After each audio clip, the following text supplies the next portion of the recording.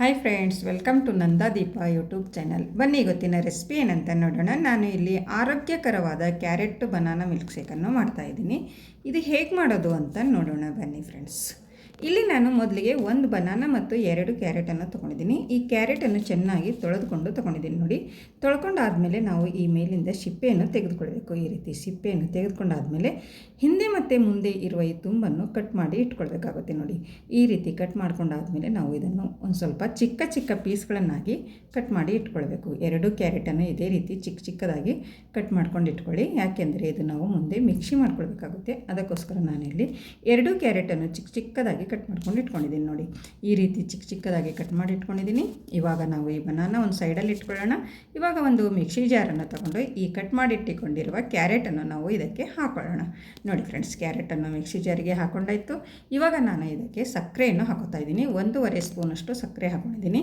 ನಿಮಗೆ ಇಷ್ಟ ಇದ್ದರೆ ಹಾಕೊಳ್ಳಿ, ಇಲ್ಲಾಂದರೆ ಇದು ಸ್ಕಿಪ್ ಕೂಡ ಮಾಡ್ಬೋದು. ಇದು ಬನಾನಾ ಹಾಕುವುದರಿಂದ ಅದರಲ್ಲಿ ಸಿಹಿ ಅಂಶ ಇರೋದರಿಂದ ನಾವು ಸಕ್ಕರೆ ಹಾಕುವ ಅವಶ್ಯಕತೆ ಇಲ್ಲ. ನಿಮಗೆ ಇಷ್ಟ ಇದ್ದರೆ ಹಾಕೊಳ್ಳಿ, ಇಲ್ಲಾಂದರೆ ಇಲ್ಲ.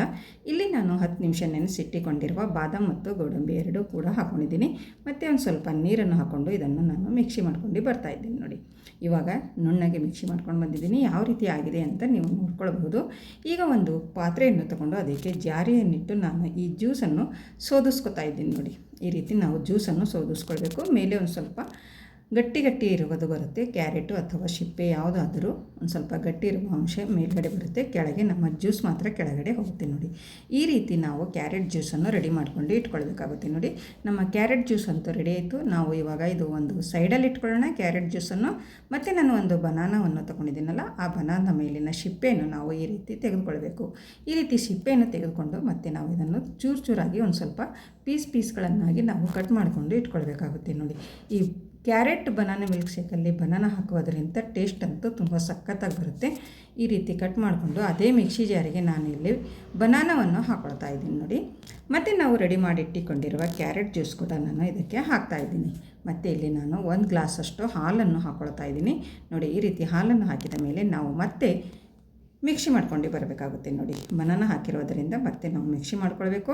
ಈ ರೀತಿ ಮಿಕ್ಸಿ ಮಾಡ್ಕೊಂಡು ಬಂದಿದ್ದೀನಿ. ಯಾವ ರೀತಿ ಆಗಿದೆ ಅಂತ ನೋಡ್ಕೊಳ್ಳಿ. ನಮ್ಮ ಜ್ಯೂಸ್ ಅಂತೂ ರೆಡಿ ಆಯಿತು. ನೋಡಿ, ಕ್ಯಾರೆಟ್ ಬನಾನಾ ಮಿಲ್ಕ್ ಶೇಕ್ ಅಂತೂ ರೆಡಿ ಆಯಿತು. ನೋಡಿ, ಇವಾಗ ನಾನು ಒಂದು ಗ್ಲಾಸಲ್ಲಿ ಹಾಕ್ಕೊಳ್ತಾ ಇದ್ದೀನಿ.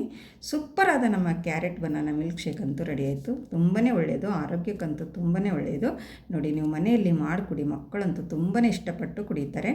ಮತ್ತು ದೊಡ್ಡವರಿಗೂ ಚಿಕ್ಕವರಿಗೂ ಎಲ್ಲರಿಗೂ ತುಂಬ ಇಷ್ಟವಾಗುತ್ತೆ. ನಿಮಗೂ ಕೂಡ ತುಂಬಾ ಇಷ್ಟವಾಗುತ್ತೆ. ದಿನಾಲೂ ನೀವು ಈ ರೀತಿ ಮಾಡಿ ಕುಡಿದರೆ ನಮ್ಮ ಆರೋಗ್ಯಕ್ಕಂತೂ ತುಂಬಾ ಒಳ್ಳೆಯದು. ನೋಡಿ, ಸ್ವಲ್ಪನಾದರೂ ನನ್ನ ಈ ವಿಡಿಯೋ ಇಷ್ಟ ಆದರೆ ಒಂದು ಲೈಕ್ ಮಾಡಿ, ಶೇರ್ ಮಾಡಿ ಮತ್ತು ಕಮೆಂಟ್ ಮಾಡಿ ತಿಳಿಸಿ ಫ್ರೆಂಡ್ಸ್. ಮತ್ತು ನನ್ನ ಚಾನಲನ್ನು ಯಾರು ಸಬ್ಸ್ಕ್ರೈಬ್ ಮಾಡಿಕೊಂಡಿಲ್ಲ ಅವರು ಸಬ್ಸ್ಕ್ರೈಬ್ ಮಾಡಿಕೊಳ್ಳಿ. ನಾನು ಮುಂದೆ ಹಾಕಿರುವ ವಿಡಿಯೋ ನಿಮಗಾಗಿ ತಲುಪುತ್ತವೆ.